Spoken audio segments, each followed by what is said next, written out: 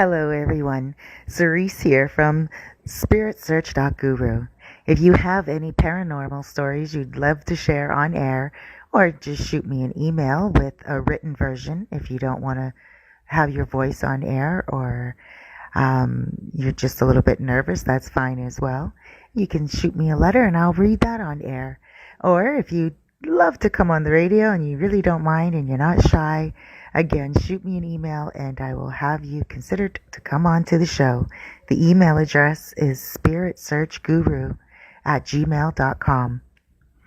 All right, so let's get right into today's show. Today I will be speaking about a personal experience of my own. I was a young mum at the time, a single young mum, and I ventured out and moved out on my own. And this apartment that I had found was downtown Toronto. It was on the 16th floor. And before I moved into it, the property manager told me that it had become available because a man that lived in the apartment before myself jumped off the balcony to his death. Nobody really wanted the apartment, but I was young. And I thought to myself, oh my gosh, this is a great way to get out on my own. And of course, I'll take the apartment. So the first night I moved in, I was just so excited and I was ready to set my place up. And that's exactly what I did. I moved in early during the morning, moved in all my furniture and put up my blinds, and my mom helped me do everything. It was great. That evening, when I went to sleep, it was a little bit late because obviously I was setting up my place. And I would have to say it was around 11 o'clock or midnight. I went to sleep, and as I was sleeping, I heard a woman come out of the closet in my sleep. And then I saw the woman in my sleep, and she was yelling at me and screaming at me, and she appeared to be about 60-something years old, and she was a Caucasian woman, and she was dressed in a little bit of a older type of clothing, and she kept yelling at me saying, "Get out, get out. This is not your place. I'm going to pack all your stuff up and put it in boxes." And in my dream, she did pack it up and she put everything in the boxes. And I looked at her. I sat up in my bed because this was in my bedroom that I was having the dream, and this is where she was also coming out of the closet. And I looked at her in my dream and I said, "I'm not leaving. I live here now. And I'm going to unpack those boxes." And she was like, "Oh, how dare you? How dare you? This is not your place." And she was screaming. And I was calm and cool and collected. My daughter was sleeping beside me in my bed at the time. So in my dream, all of a sudden there was a knock on the door. But it was a real knock in real life. So I looked at her in my dream, the spirit, and I said, "Do you want to answer that, or should I?" I was trying to give her respect, I would assume. And she looked at me and she said, "What do you think?" And got into the closet and closed the closet door. Now the knock came again and it woke me right up out of my sleep. So I jumped up out of my sleep, and it also woke my daughter up. She was 1 at the time.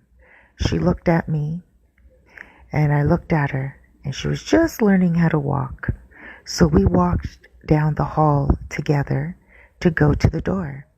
Now by this time, it was well after midnight, and I was wondering who could be knocking at the door.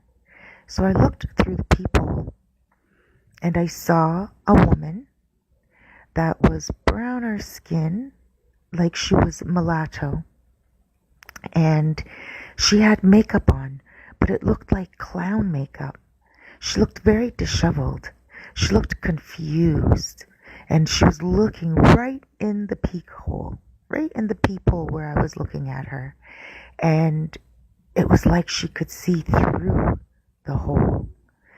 One of her eyes, the left side, had blue or purple makeup on the eyelid. And it was painted on very strangely. And then her right eye had either blue or purple, but they were both different. So one was blue and one was purple, but I don't remember which side it was on. So her lips were painted almost like a square with red lipstick. And I didn't think that looked too good at all. I'm like, okay, there's got to be something up with this lady. And the night before, when my mom had left that night, when she was going home, she said to me that I have my own place now. And she said, be very careful not to invite evil into your home. Right? She said, don't invite evil into your home. I said, well, how would I know what evil is? And she said, when you get a bad vibe about someone, just don't invite them into your home. That's it. And negativity will be at bay. So I said, okay. And she told me that night when she was leaving. So that automatically resonated in my mind.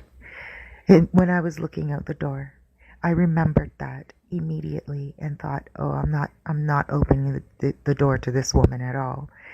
But I did say through the door, because she had seen me go to the peephole. I guess she saw it get covered or something, or again, saw right through it. And she said, I said to her, I'm sorry, you have the wrong door. I just moved in here. And she said, I know. I need to tell you something.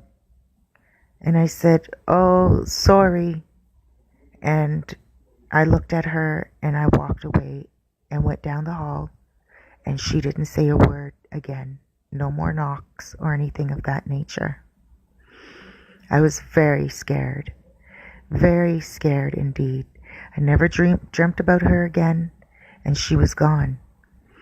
I have the feeling that she was someone who was the woman in my dream, and if I had opened that door and went against my mother's advice, that very well could have been the end of my life. The spirit could have came right in because I would have invited her into my home. And only God knows what would have happened after that. So that is the story of a spirit who did not want to leave her home. And again, after that, I never heard anything of her again. Never did I see that woman who had knocked on my door. And everything was fine. Never heard of anything negative again in that apartment. My suggestion to you out there is to do the same thing at any time. If anyone knocks on your door and you get that vibe of, no, I'm not opening it, whether it is a paranormal experience or just an evil person trying to wreak havoc onto your life, they cannot get into your home and offer you negativity and remove your positivity if you don't invite them in. Thank you very much for listening.